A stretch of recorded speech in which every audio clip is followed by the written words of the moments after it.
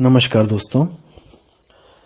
तो आज आपको हम बताएंगे कि क्यों कुछ लोग कबीर साहब को अज्ञानी समझ लेते हैं, अधूरे समझ लेते हैं। क्यों कबीर साहब को वो अच्छी तरह समझ नहीं पाते कि वो क्या बात कर रहे हैं। बाणियाँ उनकी ही लेंगे, अपना जो उल्लू सीधा करना जिसको कहते हैं कि अपनी बात मनवाने के लिए प्रमाणित उनकी ही बाणियाँ लेंगे कि देखो कबीर साहब भी कह रहे हैं।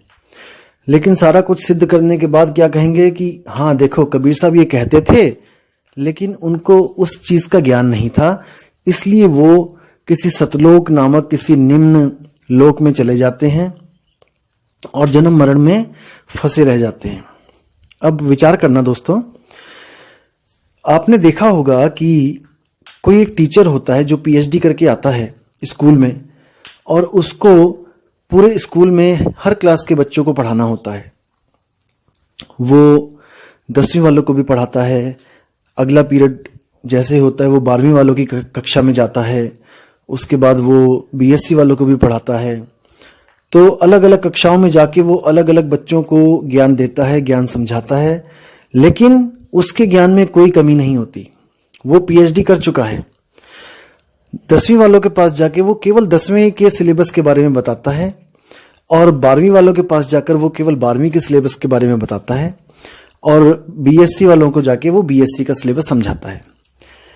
तो अगर कोई कहे कि देखो उनकी वाणियों में उनके जो ज्ञान वो देते हैं, देखो 10वीं का ज्ञान है, उसमें 10वीं क्लास के बच्चों वाली बातें कर रहे हैं, तो वो बंदा उनको समझ नहीं पा रहा है। वो सोच रहा है कि वो केवल 10वीं तक की बात कर रहे हैं, इसलिए वो 10वीं में ही होंगे, शायद उनके पास 10वीं का ही ज्ञान है।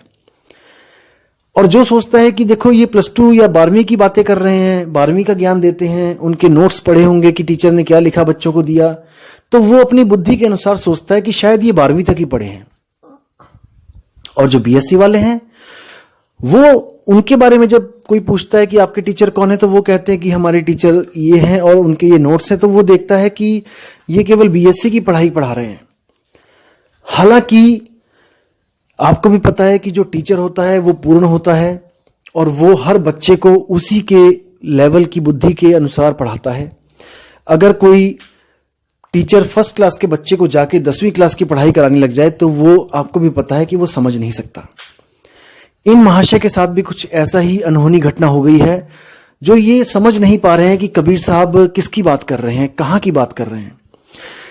क्योंकि देखो धर्मदास की जो बुद्धि थी वो कहां तक काम करती थी। धर्मदास मूर्ति पूजा करते थे। आपको भी पता है कि धर्मदास और उनकी पत्नी जो थी वो मूर्ति पूजा करते थे।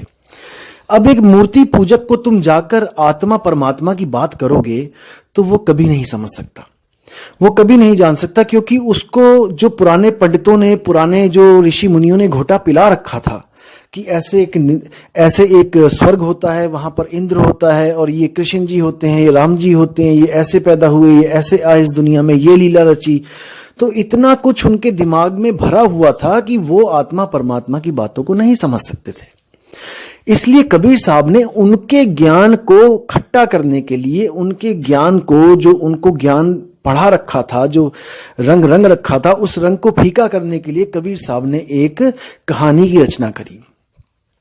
उस कहानी की रचना क्या करी कि एक सत्पुरुष था, सत्पुरुष के द्वारा ऐसे ऐसे हम पैदा हुए, और हम लोग काल के चक्कर में आके यहां फंस गए, और वही काल की जो घरवाली है वो शेरावाली माता है, और उसके 3 बच्चे हैं जो ब्रह्मा विष्णु महेश हैं, और उनसे ये सृष्टि चल रही है। और यही 5 हम सबको फंसाने के लिए ही ये सारी लीला करते हैं। जितने भी इन्होंने लीला करी हैं, ये सब जीव को फंसाने के लिए, अपने तक ही सीमित रखने के लिए ये लीला करते हैं। जब ये ज्ञान धर्मदास जी ने सुना और ये भी पूछा कबीर साहब से कि क्या ये सत्य है, देखो एक बार में विश्वास नहीं किया, उन्होंने समझाया कि हाँ यही सत्य है, तो उनके मन से इन 5 के लिए श्रद्धा खत्म हो गई। देखो पहले तो आपकी श्रद्धा खत्म करवानी पड़ेगी, जिन आप पुरानी श्रद्धाओं में लगे हुए हो। अब ये तो हो गई ये कहानी जो धर्मदास की श्रद्धा खत्म करने के लिए बताई गई, क्योंकि धर्मदास के पास इतना विवेक नहीं था कि वो आत्मा और परमात्मा को समझ सके। क्योंकि अगर इतना विवेकी होता तो पत्थरों को पूछता ही ना, वो पत्थरों की तरफ देखता ही ना। उसको पता होना चाहिए था कि जड़ और चेतन में क्या फर्क है। पत्थर निर्जीव है, पत्थर तो अपनी सफाई खुद भी नहीं कर सकता। आप मूर्ति बना लो, उसकी भी सफाई एक चेतन आत्मा से ही करवाई जाती है। एक चेतन जीव से ही करवाई जाती है। इसलिए इन महाशय ने क्या सोचा कि सतलोक जो है वो वही लोक है जहां से कबीर साहब आते हैं। देखो, अब इन्होंने एक वीडियो में और बोला कि जो पुरुष जहां से आता है वहीं तक उसकी सीमित होती हैं शक्तियां, वो किसी और लोक में नहीं जा सकता। जहां से जो पीर फकीर आया है जिस लोक में, वो उसी लोक की वाणी कथेगा और अपने ही लोक तक वो लेके जाएगा। अब सोचो, अगर कबीर साहब केवल सतलोक से आए हैं, जो इसके कहने के अनुसार जो निम्न लोक है, तो कबीर साहब की वाणियों में अलख लोक, अगम लोक, अनामी लोक के पुरुषों की व्याख्या क्यों है कि वहां पर जाओगे, सतलोक तक जाओगे तो इतने करोड़ सूर्य का प्रकाश होगा, आगे अलख लोक में जाओगे तो अरबों सूर्य का होगा, आगे लोक में जाओगे खरबों सूर्य का होगा। क्या कबीर साहब वहां गए हैं? क्या कबीर साहब ने वहां जाके अलग अलग पुरुषों को देखा है? अगर उन्होंने पुरुषों को देखा है जो आगे से आगे और ज्यादा खरबों अरबों सूरज के जो है समान प्रकाशित है, तो वो वापस सतलोक में क्यों आएंगे? क्योंकि सतलोक से ज्यादा तो अलख लोक में सूरज चमक रहे हैं, उससे ज्यादा तो अकह लोक में चमक रहे हैं, अनामी लोक में चमक रहे हैं। तो कोई अपनी आत्मा के साथ इतना बड़ा धोखा कैसे कर सकता है कि वो अच्छी वस्तु छोड़ के घटिया लोक में आ जाए? आप खुद सोचिए, आपके पास मौका है कोई भी चीज लेने का बाजार से, आप अच्छी चीज लेके आओगे कि घटिया चीज लेके आओगे, और परख करने के बाद आपको पता भी लग गया कि ये आदमी घटिया चीज दे रहा है, तो क्या आप उस चीज को आप उसको एक्सेप्ट करोगे? कभी नहीं करोगे। तो इसकी बुद्धि जो है वहीं तक चल रही है जहां तक ये चलाना चाहता है। जहां तो इसको लगता है कि आत्मज्ञान के कुछ प्रमाण देने चाहिए, वहां तो ये कबीर साहब की वाणियां आपको प्रमाणित कर देता है कि देखो कबीर साहब कह रहे हैं कि आत्मा के बारे में ऐसे ऐसे कह रहे हैं। लेकिन क्योंकि इसको स्वयं को सिद्ध करना है और बाकियों को नकली बताना है, इसलिए ये उनकी 10वीं क्लास की जो वाणियां हैं उस टीचर की, वो वाणियां दिखा देता है कि देखो ये कबीर साहब की वाणियां ये कह रही हैं। अरे भाई, कबीर साहब 10वीं वाले को भी पढ़ा रहे हैं, कबीर साहब 12वीं वाले को भी पढ़ा रहे हैं, कबीर साहब पीएचडी वालों को भी पढ़ा रहे हैं, क्योंकि वो ऑलराउंडर हैं। उनको सब पता है कि कौन कितने पानी में है। लेकिन आप समझ नहीं पाए, इसलिए आपको ऐसा लगता है कि शायद वो अज्ञानी है। असल में बात यही है, कबीर साहब ने कभी नहीं कहा कि किसी लोक में जाओ, कभी नहीं कहा। सतलोक एक इशारा है, सतलोक एक सैन है। वो कैसी सैन है, वो क्या है सतलोक, मैं आज आपको क्लियर करता हूं। सतलोक, लोक क्या होता है? जहां पर कोई भी निवास करता है वही लोक होता है।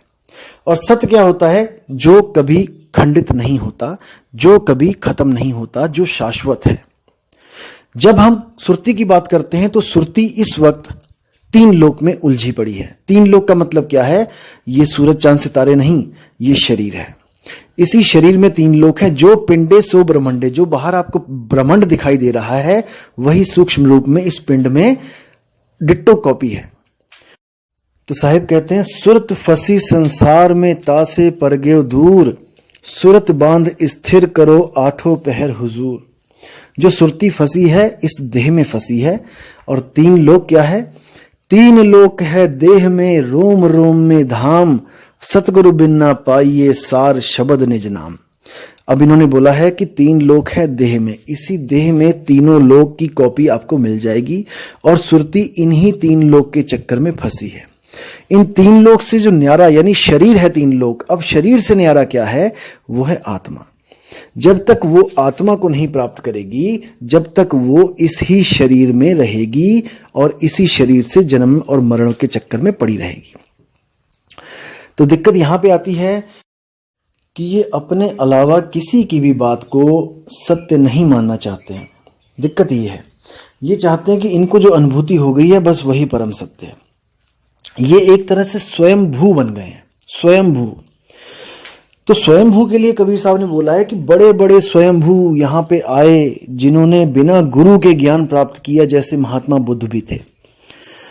तो उन स्वयंभू, वो स्वयंभू भी उस तत्व को नहीं प्राप्त कर पाए जो निहित तत्व है, जो तत्वों से परे है।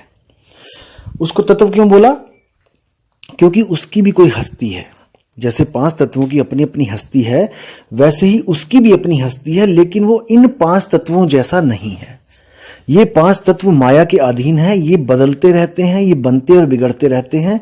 लेकिन वो जो निहित तत्व है वो बनने और बिगड़ने से न्यारा है। वो कभी नहीं बनता बिगड़ता, इसीलिए उसको सच्चा शब्द बोला गया है, सच्ची नाद बोली गई है, सच्ची धुन बोली गई है। लेकिन ये धुन अनहद धुन से कैसे अलग है, ये आपको मैं अगली वीडियो में बताऊंगा, क्योंकि अभी धुन में भी कंसेप्ट क्लियर करना है कि धुन क्या होती है। आधों को तो ये भी नहीं पता है कि धुन होती भी है, और कुछ को पता है कि धुन होती है, लेकिन धुन और धुन में फर्क है। सार शब्द की धुन और अनहद धुन में फर्क है। वो क्या फर्क है वो अगली वीडियो में आपके साथ शेयर करूंगा। तब तक के लिए आप इस वीडियो पे विचार करें।